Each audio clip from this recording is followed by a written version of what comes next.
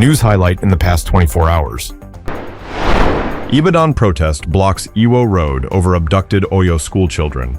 Heavy traffic disruption was recorded at the busy Iwo Road axis of Ibadan, Oyo State on Monday as protesters occupied and barricaded the major roadway in a demonstration against rising insecurity and the continued captivity of abducted schoolchildren and teachers. The protesters, who gathered at about 10 a.m., were mobilized by the Take It Back movement and called on authorities to intensify efforts to secure the release of 39 pupils and teachers abducted in Oyo State. Speaking during the protest, the national coordinator of the Take It Back movement, Juwon Sanyaolu, described the demonstration as part of a sustained campaign launched after the abduction of schoolchildren and their teachers in Orire local government area of the state in May. Sowore remanded in Kuje prison as court rejects bias claim. A federal high court in Abuja has ordered the remand of Omoyele Sowore at the Kuje Correctional Center, pending the hearing of his application challenging the revocation of his bail.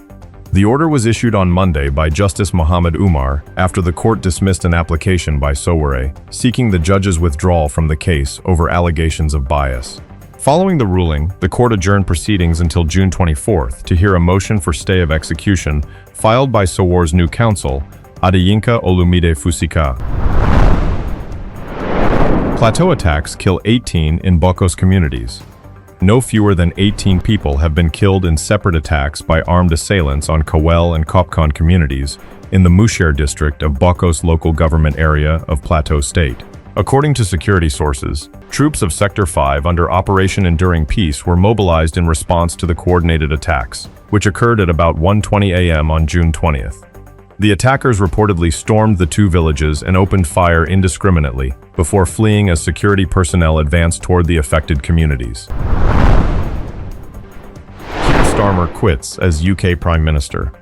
British Prime Minister Keir Starmer has announced his decision to step down, bringing an abrupt end to a tenure that began with a commanding electoral victory for the Labour Party just 2 years ago. His resignation clears the path for Andy Burnham to pursue the party leadership, following the Greater Manchester Mayor's successful return to Parliament last week, a move widely viewed as positioning him for a leadership bid. McCarthy urges Tinubu to declare national emergency on insecurity, opposes party deregistration. Former Kaduna State Governor and ex-national chairman of the People's Democratic Party, PDP, Ahmed McCarthy, has called on President Bola Tinubu to declare a national emergency on insecurity, warning that Nigeria's escalating security challenges require extraordinary measures and a coordinated response from all levels of government.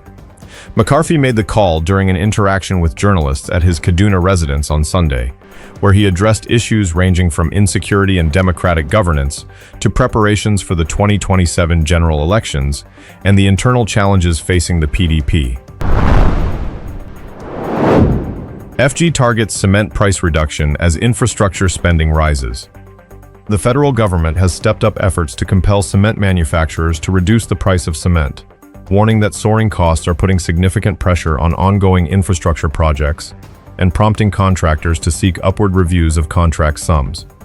Minister of Works, David Umahi, made the call on Sunday, while delivering a keynote address at the unveiling of the new corporate identity of Lafarge Africa, which has been rebranded as HBM, following its acquisition by the Chinese-based Huaxin Cement.